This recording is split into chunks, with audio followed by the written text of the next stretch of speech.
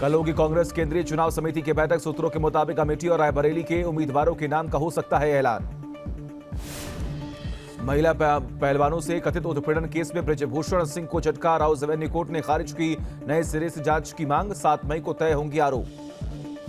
दूसरे चरण में 88 सीटों पर कुल 60.96% मतदान। त्रिपुरा में सबसे अधिक 78% मतदान। उत्तर प्रदेश में सबसे कम करीब 54% वोटिंग। यूपी के बरेली में पीएम मोदी का भव्य रोड शो। बीजेपी प्रत्याशी छत्रपाल गंगवार के पक्ष में मांगा वोट। जनता ने फूल बरसाकर किया स्वागत। बिहार के मुंगेर में पीएम मोदी ने जनसभा को किया संबोधित। कहा, इंडी गठबंधन भारत के संविधान की भावना के विरुद्ध है। धर्म के आधार पर आरक्षण लाना चाहती है कांग्रेस। पीएम मोदी ने कहा, विरासत टैक्स लगाकर लोगों की संपत्ति लूटकर अपने खास वोट बैंक को बांट देगी कांग्रेस। कांग्रेस की लूट जिंदगी के साथ भी, जिंदगी के बाद भी। पीएम मोदी ने कहा, जब तक मोदी हैं तब तक ये लोग एससी, एसटी और ओबीसी का हक छीनकर धर्म के आधार पर नहीं बांट पाएंगे। ये मोदी की गारंटी है। एमपी के राजगढ़ में गृह मंत्री अमित शाह ने जनसभा को किया संबोधित। कहा, पीएम मोदी के नेतृत्व में देश में खत्म हुआ आतंकवाद और नक्सलवाद। कर्नाटक के यादगिरी में जेपी नड्डा ने किया भव्य रोड शो। लोगों ने जगह जगह किया उनका भव्य स्वागत। कर्नाटक के बीजापुरा में राहुल गांधी ने पीएम मोदी पर बोला हमला। कहा, प्रचार में घबराए हुए लगते हैं पीएम। सरकार ने 10 साल में सिर्फ गरीबों का पैसा छीना है। पश्चिम बंगाल के मेदिनीपुर में ममता बनर्जी ने की जनसभा। मंच पर कलाकारों के साथ किया नृत्य। यूपी के संभल में सीएम योगी ने जनसभा को किया संबोधित। कहा, वंदे मातरम नहीं गाने वालों को वोट देने का मतलब देश के खिलाफ साजिश रचने वालों को सम्मान देना है। यूपी के मुरादाबाद में भी सीएम योगी ने की जनसभा। कहा, राम मंदिर का विरोध करने वाले अब करना चाहते हैं रामलला के दर्शन। अखिलेश यादव ने बीजेपी पर बोला हमला। कहा, सरकार ने युवाओं को नहीं दिया रोजगार। इस बार युवा बीजेपी को सिखाएंगे सबक।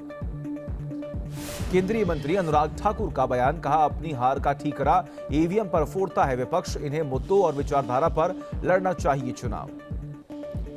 मुंगेर में सीएम नीतीश कुमार ने जनसभा को किया संबोधित। कहा, जनता जाति नहीं काम के आधार पर करेगी वोट। गुजरात के नवसारी में बीजेपी अध्यक्ष सीआर पाटिल ने निकाली बाइक रैली। लोगों की उमड़ी भीड़। ओडिशा के संबलपुर में बीजेपी उम्मीदवार धर्मेंद्र प्रधान ने किया भव्य रोड शो। लोगों की उमड़ी भीड़। गुना में ज्योतिरादित्य सिंधिया के बेटे महानारमन सिंधिया का दिखा अलग अंदाज। लोगों के साथ डांस करते आए नजर। यूपी के कासगंज में अखिलेश यादव ने की जनसभा। कहा, इंडिया गठबंधन पर और पीडीएस से घबरा गई है बीजेपी। राज्यवर्धन राठौड़ ने राजस्थान में बीजेपी की जीत का किया दावा। कहा, पीएम मोदी के विकास को देखकर बीजेपी को ही वोट दे रहे हैं लोग। कल से आपके लिए चुनाव प्रचार का जिम्मा संभालेंगे सुनीता केजरीवाल। पूर्व दिल्ली में रोड शो से करेंगे शुरुआत। 28 अप्रैल को पश्चिमी दिल्ली में मांगेंगी वोट। संदेश खाली केस में सीबीआई जांच के खिलाफ सुप्रीम कोर्ट पहुंची ममता सरकार। 29 अप्रैल को सुनवाई। अर्जी में कलकत्ता हाईकोर्ट के आदेश को दी है चुनौती। जम्मू कश्मीर के बारामूला में सुरक्षा बलों और आतंकियों के बीच मुठभेड़। 2 दहशतगर्द ढेर। हथियार और गोला बारूद भी बरामद।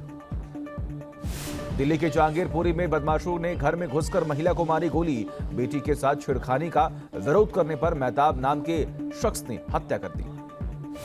राजस्थान के अनूपगढ़ में दर्दनाक सड़क हादसा हुआ। ट्रक को क्रूजर ने पीछे से मारी टक्कर। 6 लोगों की मौत। ओवरटेक करने की वजह से हुआ एक्सीडेंट। लैंडस्लाइड के कारण बंद हुआ जम्मू श्रीनगर हाईवे। सड़क से मलबा हटाने का काम जारी। लोगों की बढ़ी परेशानी। दिल्ली एनसीआर में बदला मौसम का मिजाज। झमाझम बारिश के बाद लोगों को तेज गर्मी से मिली राहत। तापमान में आई गिरावट। पश्चिम बंगाल में टीएमसी समर्थक की गुंडागर्दी। बीजेपी कार्यकर्ता से मारपीट का आरोप। बालूरघाट के खादिमपुर में हंगामा हो गया।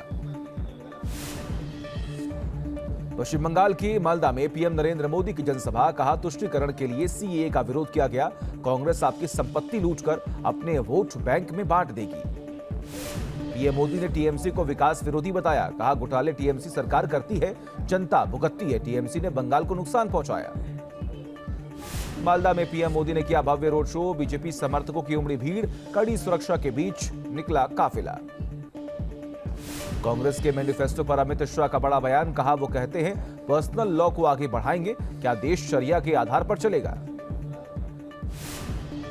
वीवीपैट से जुड़ी सभी याचिकाएं सुप्रीम कोर्ट ने की खारिज। बैलेट पेपर की मांग भी ठुकराई।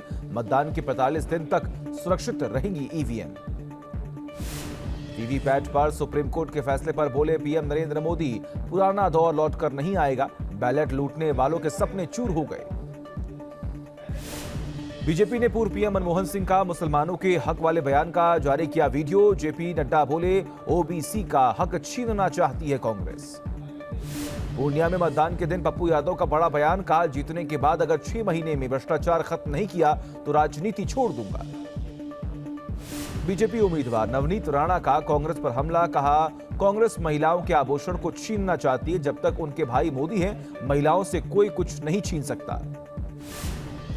नोएडा से बीजेपी प्रत्याशी महेश शर्मा ने की न्यूज नेशन से खास बातचीत। पिछली बार से भी ज्यादा वोटों से जीतने का किया दावा। मेरठ से बीजेपी उम्मीदवार अरुण गोविल ने बीजेपी की जीत का किया दावा। न्यूज नेशन से कहा, पीएम मोदी के विकास के रथ को और आगे लेकर जाएंगे।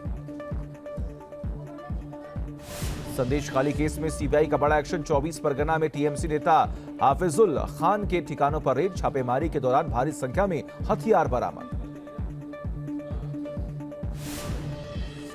दिल्ली नगर निगम के सदन में जोरदार हंगामा हुआ। आप और बीजेपी की एक दूसरे के खिलाफ नारेबाजी हुई। आप ने बीजेपी पर दलित विरोधी होने का आरोप लगाया।